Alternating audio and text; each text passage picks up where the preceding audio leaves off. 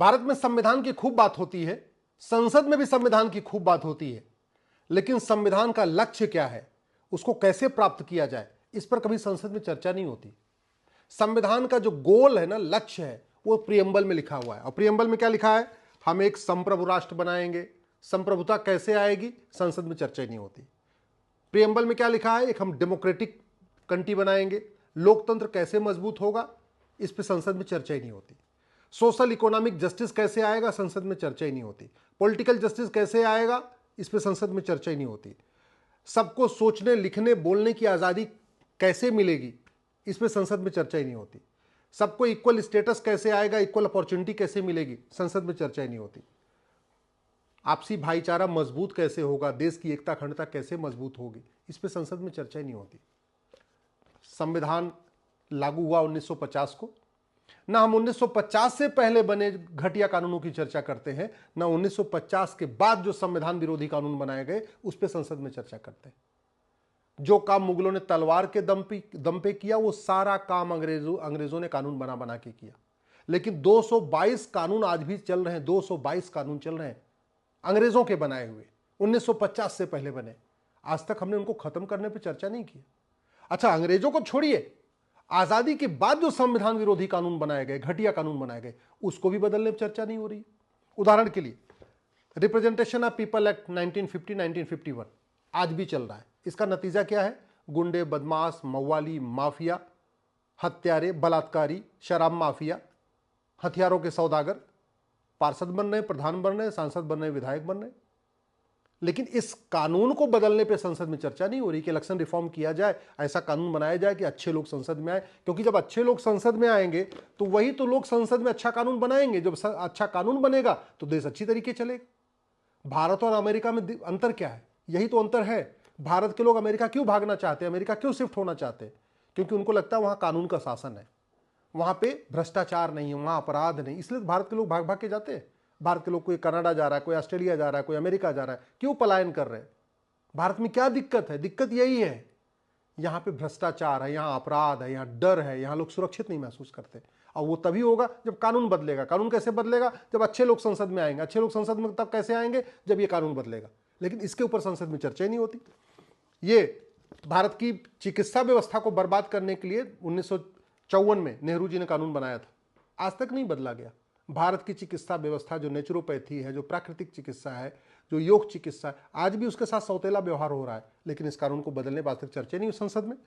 आपका ये मिलावटखोरी रोकने के लिए कानून बना 1954 में, आज तक चल रहा है। मिलावटखोरी धड़ल्ले से हो रही, लोग मर रहे हैं, बीमार हो रहे हैं, लेकिन फिर भी इस कानून को बदलने पर चर्चा नहीं हो रही है। कठोर दंड का प्रावधान करने पर चर्चा नहीं हो रही है। ऐसे लगता है कि पॉलिटिकल पार्टियों की सारी फंडिंग मिलावटखोरों से आ रही है। यह कालाबाजारी रोकने का कानून कब बना था? 1955 में। आज तक चल रहा है, चलता ही जा रहा है, चलता ही जा रहा है। कालाबाजारी हो रही है, दवाओं की कालाबाजारी हो रही है, जरूरी सामान की कालाबाजारी होती है, एक का तीन लेके बेचा जाता है। लेकिन नहीं, कानून नहीं बदलेगा, कानून पुराना रहेगा, जबकि कानून बदलने की कोई लागत भी नहीं आती है। ये सिटीजनशिप एक्ट 1955 का है। इतना घटिया कानून है, आज तक किसी हत्यारे, किसी बलात्कारी, किसी देशद्रोही, किसी गद्दार, किसी जासूस, किसी आतंकवादी, किसी माओवादी, किसी नक्सली की नागरिकता गई नहीं। ऐसा कानून बना हुआ है, लेकिन इस कानून को बदलने पर चर्चा नहीं हो रही। यह एंशिएंट मोनूमेंट एक्ट 1958 में नेहरू जी ने बनाया था। जानते क्यों बनाया था? जितने यहाँ बाबर, हुमायूं, तुगलक, गजनी, गोरी की उनका जो मकबरा है, जो उनका कुछ भी निशान है, उसको कोई टच न कर पाए। औरंगाबाद में जो औरंगजेब की जो कब्र पड़ी हुई है, वो क्यों सुरक्षित है? इसी कानून के अंतर्गत सुरक्षित है। आप जरा सोचिए, वहशी दरिंदों के निशान को बरकरार रखने के लिए कानून बनाया गया।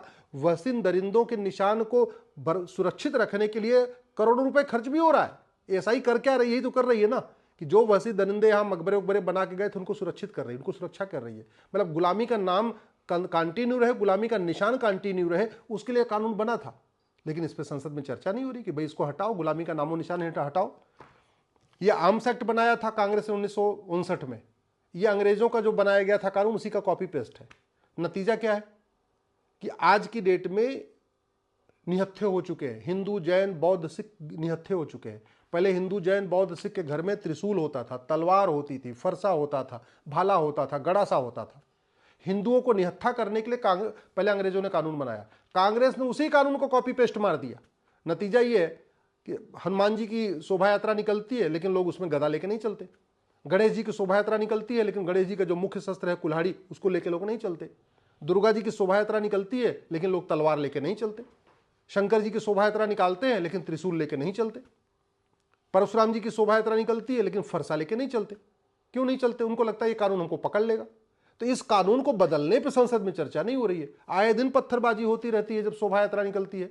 अगर हिंदू अपने शस्त्रों के साथ निकले तो कोई पत्थरबाजी करेगा क्या? नहीं करेगा।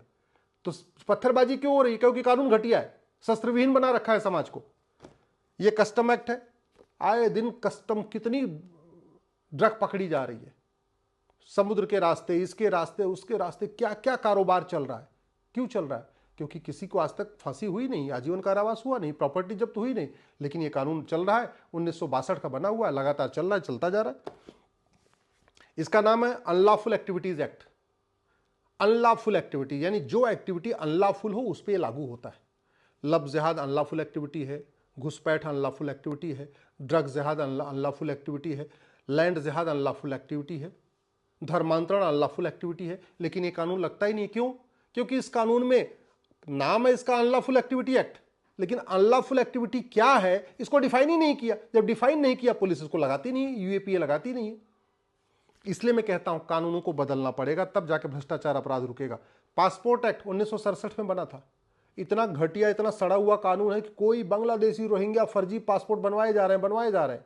न फर्जी पासपोर्ट बनवाना जघन्य अपराध, न फर्जी पासपोर्ट बनाना जघन्य अपराध। फिर भी इस कानून को बदलने पर चर्चा नहीं हो रही। यह national honour act, national honour किस लिए बना? कि हमारे संविधान को, हमारी जो है हमारे राष्ट्रगान को कोई अपमान न करे। बड़े चालाकी से इसमें वंदे मातरम को छोड़ दिया। पूरा आजादी का आंदोलन वंदे मातरम से हुआ था, लेकिन इसमें नेशनल ऑनर एक्ट में जो प्रोटेक्शन दिया गया केवल जनगण मन को दिया गया कि जनगण मन का अपमान करेंगे तब तो आपको सजा होगी, लेकिन वंदे मातरम का अपमान करते रहिए, खड़े होइए चाहे मत खड़े होइए, बैठे रहिए, कुछ भी करिए, कोई फर्क ही नहीं पड़ता। लेकिन इस कानून को बदलने पर चर्चा ही नहीं हो रही। यह है नेशनल सिक्योरिटी एक्ट। ये कहां लगता है? जहां राष्ट्र की सुरक्षा के लिए खतरा हो। अब आप बताओ, धर्मांतरण राष्ट्र की सुरक्षा के लिए खतरा है कि नहीं? घुसपैठ राष्ट्र की सुरक्षा के लिए खतरा है कि नहीं? लब जिहाद राष्ट्र की सुरक्षा के लिए खतरा है कि नहीं? लैंड जिहाद राष्ट्र की सुरक्षा के लिए खतरा है कि नहीं? ड्रग स्मगलिंग राष्ट्र की सुरक्षा के लिए खतरा है कि नहीं? है। लेकिन अब कानून का नाम है नेशनल सिक्योरिटी एक्ट, लेकिन राष्ट्र की सुरक्षा के लिए खतरा क्या क्या है उसको इसमें डिफाइन ही नहीं किया। जब डिफाइन नहीं किया तो नतीजा क्या है? पुलिस लगाती नहीं। हां, मनीष कश्यप के ऊपर एनएसए लग जाता है। यह कानून, इसीलिए कहता हूं घटिया कानूनों को बदलना पड़ेगा, तब जाके भ्रष्टाचार अपराध रुकेगा। यह एनडीपीएस एक्ट 1985 में बना था। करोड़ों माँ बाप नशेड़ी बच्चों से परेशान है, करोड़ों बहनें नशेड़ी पतियों से परेशान है, करोड़ों बच्चे नशेड़ी बाप से परेशान है, पूरा परिवार बर्बाद हो रहा है। और अब तो ड्रग जिहाद चल रहा है, मतलब उसमें ड्रग में नपुंसकता की दवाई मिलाई जा रही है, बाजपन की दवाई मिलाई जा रही है। लड़के नपुंसक हो रहे हैं, लड़कियां बाज हो रही हैं। फिर भी इस घटिया कानून को बदलने पर चर्चा नहीं हो रही। क्यों नहीं ड्रग स्मगलर को फांसी देने का कानून बनाते? क्यों नहीं ड्रग स्मगलर की 100% प्रॉपर्टी जब्त करने का कानून बनाते? क्यों नहीं ड्रग स्मगलर की नागरिकता खत्म करने का प्रावधान करते? दुनिया के कई देशों में ड्रग स्मगलर को फांसी होती है, नागरिकता खत्म होती, 100% प्रॉपर्टी जब्त होती। इसमें क्यों नहीं कर रहे? बस संसद में कुल मिला के तू मैं चलेगा, आरोप प्रत्यारोप चलेगा, नूरा कुश्ती चलेगी, बतौलेबाजी चलेगी, तू चोर मैं सिपाही चलेगा। यह प्रिवेंशन ऑफ करप्शन एक्ट 1988 में बना था। यूएन का दबाव था तो बना दिया, सड़ा हुआ कानून बनाया। 70,000 करोड़ का कॉमनवेल्थ घोटाला हुआ था, किसी एक व्यक्ति को न फांसी हुई, न उसका आजीवन कारावास हुआ, न नागरिकता खत्म हुई, न उसको 100% प्रॉपर्टी जब्त। 1,76,000 करोड़ का 2G घोटाला हुआ था, लेकिन कानून घटिया है, इसलिए न किसी की प्रॉपर्टी जब्त हुई, न नागरिकता खत्म हुई, न आजीवन कारावास फांसी हुआ। 1,46,000 करोड़ का कोयला घोटाला हुआ, न नागरिकता खत्म हुई, न 100% प्रॉपर्टी जब्त हुई, न फांसी हुई। क्यों? क्योंकि ये कानून ऐसा है, इसमें कोई प्रावधान ही नहीं है। इस कानून को बदलने पर चर्चा नहीं होगी। अच्छा, भ्रष्टाचार से सब परेशान है, समाजवादी भी परेशान, राष्ट्रवादी भी परेशान, अंबेडकरवादी भी परेशान, गांधीवादी भी परेशान, सब परेशान है। लेकिन संसद में इस कानून को बदलने पे कोई चर्चा नहीं करेगा। ना समाजवादी इसकी चर्चा करते हैं, ना अंबेडकरवादी चर्चा करते हैं, ना गांधीवादी करते। कोई नहीं चाहता कि घटिया कानून बदला जाए। यह प्रोहिबिशन ऑफ बेनामी प्रॉपर्टी एक्ट 1988 में बना था। किस लिए बना था? बेनामी प्रॉपर्टी को रोकने के लिए। राजीव गांधी जी के टाइम में बना था। आज तक किसी की बेनामी प्रॉपर्टी जिनके पास है, किसी को आजीवन कारावास फांसी हुआ, नागरिकता खत्म हुई, किसी का 100% प्रॉपर्टी जब हुई? नहीं। क्यों? क्यों? ऐसा कानून ही नहीं है हमारे पास। कानून बना दिया बस, कहते हैं देखने के लिए। क्योंकि यूएन का दबाव है। बहुत सारे कानून इसलिए बनते हैं भारत में क्योंकि यूएन में पूरी जब वहां पे जनरल असेंबली होती है तो एक प्रस्ताव पास होता है, भैया आपको इस पे कानून बनाना है, भ्रष्टाचार बनाना है, कालाधन पे बनाना है, मनी लॉन्ड्रिंग पे बनाना है, हवाला पे बनाना है, आतंकवाद पे बनाना है। तो भारत की सरकार मजबूरी में कानून बना तो देती है, लेकिन बनाते समय यह नहीं देखती कि अमेरिका ने क्या बनाया, सिंगापुर ने क्या बनाया, जापान ने क्या बनाया। कोशिश करती नहीं है कि हमारा कानून दुनिया का सबसे बढ़िया कानून हो। Place of worship act Congress ने 1991 में बनाया था। क्यों बनाया था? बाबर, हुमायूं, तुगलक, गजनी, गोरी, खिलजी, औरंगजेब ने जो हमारे मठ मंदिर तोड़े उसको हम वापस ले ही ना पाए। आज तक चर्चा हुई, 1991 का बना हुआ, 2025 चल रहा है। संसद में कभी आपने चर्चा सुना इस पे ये कानून खत्म होना चाहिए? कोई प्रस्ताव आया नहीं। ये national minority commission act, minority कौन है नहीं पता, माइनॉरिटी डिफाइन ही नहीं किया, माइनॉरिटी कमीशन एक्ट बन गया। बाद में माइनॉरिटी फिल्म मिनिस्ट्री भी बन गई, माइनॉरिटी एजुकेशन एक्ट भी बन गया। दुनिया भर के यूनिवर्सिटीज को माइनॉरिटी का दर्जा दे दिया, दुनिया भर के कॉलेजेस को माइनॉरिटी का दर्जा दे दिया, दुनिया भर के law college, engineering college, medical college को माइनॉरिटी का दर्जा देते चले गए। माइनॉरिटी कौन है डिफाइन नहीं किया। अच्छा, माइनॉरिटी को डिफाइन करने के लिए संसद में कोई प्रस्ताव भी नहीं लाना है, सिंपल उसको गृह मंत्रालय उसको माइनॉरिटी को डिफाइन कर सकता है। एग्जीक्यूटिव ऑर्डर से, सिंपल एक गजट से डिफाइन किया जा सकता है कि भैया 1% से ज्यादा वाला माइनॉरिटी नहीं होगा। लेकिन नहीं, इस पर संसद में चर्चा नहीं हो रही है। बस तू मैं, आरोप प्रत्यारोप, नूरा कुश्ती, बतौलेबाजी। ये घटिया वक्फ एक्ट नेहरू जी ने बनाया, फिर इंदिरा जी ने मजबूत किया, फिर राजीव जी ने मजबूत किया, फिर नरसिम्हा राव ने तो एकदम खतरनाक अजगर जैसा बना दिया। जहां 1950 तक यानी 500 साल मुगलों के शासन में और 200 साल अंग्रेजों के शासन में, 700 साल में शासन जब हम गुलाम थे, उस समय वक्फ प्रॉपर्टी थी 50,000 एकड़। आज की डेट में वक्फ प्रॉपर्टी हो गई 10 लाख एकड़। यानी 700 साल की गुलामी के दौरान वक्फ प्रॉपर्टी 50,000 एकड़ थी और स्वतंत्रता के बाद आजादी के 75 साल के अंदर वक्फ प्रॉपर्टी 9.5 लाख एकड़ बढ़ गई। इस घटिया कानून को बदलने की बात नहीं हो रही है कि घटिया कानून बदला जाए, सारी प्रॉपर्टी जो 10 लाख एकड़ इसके ऑडिट किया जाए, जो कागज दिखाए वो ठीक है, जो कागज नहीं दिखाए वो वापस होनी चाहिए, जमीन से वापस जानी चाहिए जहां से जमीन कब्जा हुई है।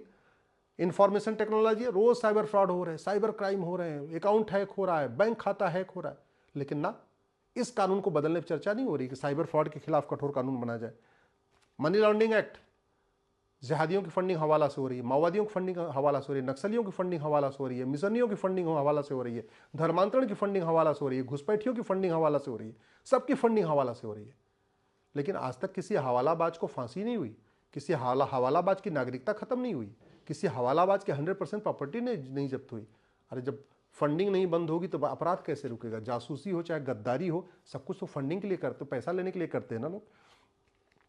यह है डोमेस्टिक वायलेंस एक्ट। इसका इतना दुरुपयोग हो रहा है कि प्रतिदिन मर रहे हैं लोग। आज की डेट में महिलाओं से ज्यादा पुरुष आत्महत्या कर रहे हैं इस घटिया कानून के कारण। हमने कानून तो बना दिया, लेकिन झूठी शिकायत को गंभीर अपराध नहीं बनाया, हमने झूठी एफआईआर को गंभीर अपराध नहीं बनाया, झूठी जांच को गंभीर अपराध नहीं बनाया, हमने नार्को पॉलीग्राफ मैपिंग कानून नहीं बनाया। तो नतीजा क्या है?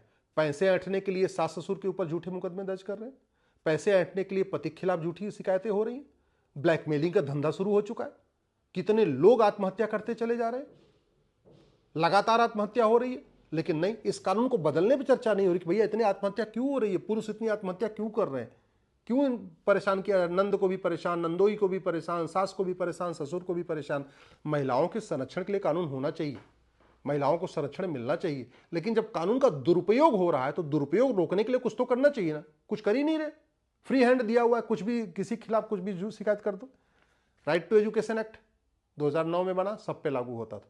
2012 में कांग्रेस ने मिशनरी स्कूल और मदरसों को बाहर निकाल दिया। आज के डेट में मदरसा मिशनरी स्कूल में क्या पढ़ाया जा रहा है सरकार को पता ही नहीं है, कौन पढ़ा रहा है सरकार को पता ही नहीं है, फंडिंग कहां से आ रही है सरकार को पता ही नहीं है, ऑडिट करने का अधिकार ही नहीं है। लेकिन जो 2012 में कांग्रेस ने बदलाव किया जमीयत उलमा हिंद और पर्सनल लॉ बोर्ड के कहने पे, उसको बदलने पे कोई चर्चा ही नहीं हो रही। यह है एफसीआरए, 2010 में कांग्रेस ने बनाया था। किस लिए बनवाया था? जासूसों को फंडिंग कराने के लिए, गद्दारों को फंडिंग कराने के लिए, देशद्रोहियों को फंडिंग कराने के लिए, अलगाववादियों को फंडिंग कराने के लिए, माओवादियों को फंडिंग कराने के लिए। जब तक ये कानून नहीं खत्म होगा तब तक फंडिंग नहीं रुकेगी, फंडिंग नहीं रुकेगी, देश विरोधी चीजें नहीं रुकेंगी। इवन लफ्जियात की फंडिंग हो रही है एफसीआरए के जरिए, धर्मांतरण की फंडिंग हो रही है एफसीआरए के जरिए, घुसपैठियों को फंडिंग हो रही है एफसीआरए के जरिए। भारत में लाखों की संख्या में एनजीओ हैं जो देश विरोधी काम में लिप्त है, उनकी सारी फंडिंग एफसीआरए से आ रही है। लेकिन कानून हमने बदला ही नहीं, कानून को कठोर बनाया नहीं, इसमें ऐसी व्यवस्था नहीं दिया कि अगर तुमने फंडिंग का मिसयूज किया तो तुम्हारी नागरिकता खत्म कर देंगे, तुम्हारी प्रॉपर्टी जब्त कर देंगे, ऐसा कोई इसमें प्रावधान ही नहीं है। यह ब्लैक मनी एक्ट बन तो गया, लेकिन काले कुबेरों को आज तक किसी को फांसी हुई नहीं, किसी काले कुबेर के 100% प्रॉपर्टी नहीं जब्त हुई, खौफ नहीं पैदा किया हमने। ये रेरा बनाया था कि जो बायर हैं बेचारे घर खरीदार, उनको थोड़ी मदद मिलेगी, लेकिन इतना ये टीथलेस है, मतलब कहते नहीं दिखाने के दांत, खाने के दांत अलग, दिखाने के दांत अलग, ऐसा ये सफेद हाथी है, कोई फर्क ही नहीं पड़ता, कोई पावर ही नहीं है। मतलब घर खरीदार परेशान है, दिल्ली एनसीआर में भी परेशान है, बेंगलोर में भी परेशान, हर जगह परेशान है, कोई फर्क ही नहीं पड़ता। कंज्यूमर प्रोटेक्शन एक्ट बनाया 2019 में, अच्छा कानून बनाया, लेकिन इसमें सजा का कठोर प्रावधान नहीं किया। भगवान श्री राम ने कहा है ना, भय बिन होय न प्रीत। भगवान कृष्ण ने कहा है, सठे साठ्यम समाचरित। भ्रष्टाचार, अपराध या ये जो गलत चीजें तब रुकती हैं जब शिक्षा में संस्कार हो और कानून का खौफ हो। दुर्भाग्यवश न हमने शिक्षा का भारतीकरण किया, न हमने गुरुकुल वैदिक शिक्षा व्यवस्था लागू किया, न कानूनों में इतना खौफ पैदा किया। ये नौकरशाह जो कानून बनाते हैं, जो ड्राफ्ट करते हैं, अपना घर बनाते हैं तो कम से कम 10 आर्किटेक्ट से बात करते हैं, 10 घर जा जाके देखते हैं, फिर अपना घर बनाते हैं, कोशिश करते हैं मेरा घर सबसे बढ़िया घर बने। सांसद, विधायक, मंत्री अपना घर बनाना होता है तो 10 घर देख के आते हैं, फिर अपना घर बनाते हैं, कोशिश करते हैं हमारा घर सबसे बढ़िया हो। लेकिन जब देश के लिए कानून बनाना होता है तो बैठे बैठे एसी के कमरे में बैठे बैठे वहीं ड्राफ्ट कर देते हैं, कामा फुल स्टॉप बदल देंगे, वो कहते नहीं नई बोतल में पुरानी शराब, वही करके दे देते हैं, संसद में पास हो जाता है। संसद में क्यों पास हो जाता है? क्योंकि संसद में इतने समझदार लोग नहीं हैं कि प्रत्येक कानून पे एक बार उसकी वहां पे खुल के बोले कि जो ये कानून बन रहा है इस पे जापान में ये व्यवस्था है, सिंगापुर में ये व्यवस्था है, चीन में ये व्यवस्था है, फ्रांस में ये व्यवस्था है। ऐसा बोलने वाले है ही नहीं। तो जो भी बिल आता है 10-20 मिनट के अंदर, आधे घंटे, 1 घंटे के अंदर कुल मिला के उस पर तू मैं आरोप प्रत्यारोप, नूरा कुश्ती करके पास हो जाता है। जब तक भारत के प्रत्येक कानून को हम रिव्यू नहीं करेंगे, और खासतौर पर मैंने आपको दिखाया ना, ये देखिए जरा, ये आज़ादी के बाद के कानून को मैंने बताया, अभी अंग्रेजी, हम किसी दिन मैं आपको आज़ादी के पहले वाले कानूनों को फिर बताऊंगा। ये जब तक कानून घटिया नहीं बदलेंगे तब तक कोई बदलाव नहीं आएगा। कोई सांसद हो जाए, कोई मंत्री हो जाए, कोई विधायक हो जाए, कोई कलेक्टर हो जाए, कोई कप्तान हो जाए, जब तक ये घटिया कानून नहीं बदलेंगे तब तक व्यवस्था नहीं बदलेगी। मेरा आप लोगों से निवेदन है, इस चीज़ को हमेशा याद रखिए, डॉक्टर बदलने से बीमारी ठीक नहीं होगी, बीमारी ठीक होती है दवाई बदलने से। ऐसे शासक बदलने से, सरकार बदलने से भ्रष्टाचार अपराध खत्म नहीं होता है। भ्रष्टाचार अपराध खत्म होता है कानून बदलने से, नियम बदलने से, पुलिस व्यवस्था बदलने से, न्यायिक व्यवस्था बदलने से, प्रशासनिक व्यवस्था बदलने से। इसलिए इस बदलाव की मांग करिए, फिर भारत में राम राज्य आ पाएगा।